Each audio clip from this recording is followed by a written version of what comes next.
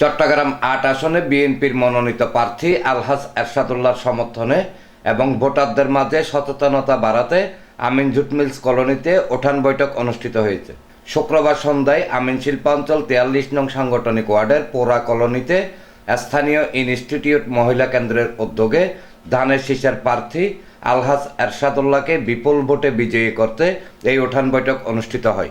চট্টগ্রাম মহানগর যুবদল নেতা মোহাম্মদ মাসুদের সঞ্চালনায় এবং মহিলা কেন্দ্রের আহ্বায়ক মোহাম্মদ মোশাররফ হোসেনের সভাপতিত্বে অনুষ্ঠিত উঠান বৈঠকে প্রধান অতিথি ছিলেন ৪৩ নং সাংগঠনিক ওয়ার্ড বিএনপির সদস্য সচিব আব্দুল মান্নান। আলহাজ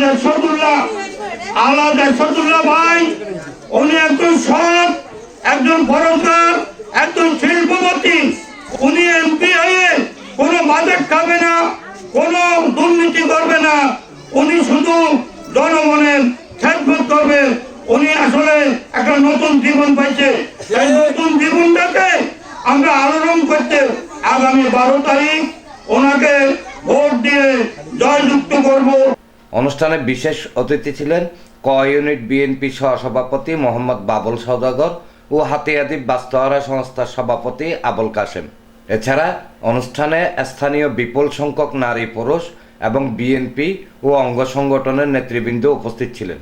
আমি একজন ভালো মানুষ, ওনাকে ভোট দিয়ে যদি জয়যুক্ত করি তাহলে আমাদের দেশ নায়ক তারেক রহমান এবং বিএনপির চেয়ারপারসন ওনার হাতকে শক্তিশালী। আমার প্রিয় নেতা এরশাদুল্লাহ ভাইয়ের প্রতিনিধি আছে, আমাদের ward BNP secretary Abdul Mannan বাবু।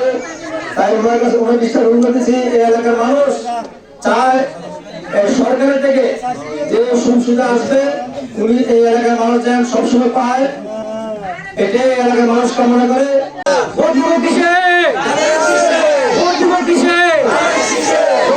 আমাদের এরশাদুল্লাহ ভাই, আপনারা তার উপর বিশ্বাস রাখতে পারেন। তারেক রহমান তার উপর আস্থা রেখেছে।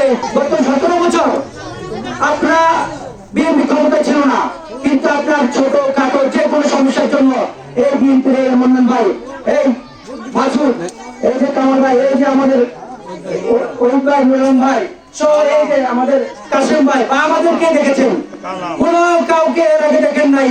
ইমদাদুল হক ইমন, প্রগতি 24 টিভি।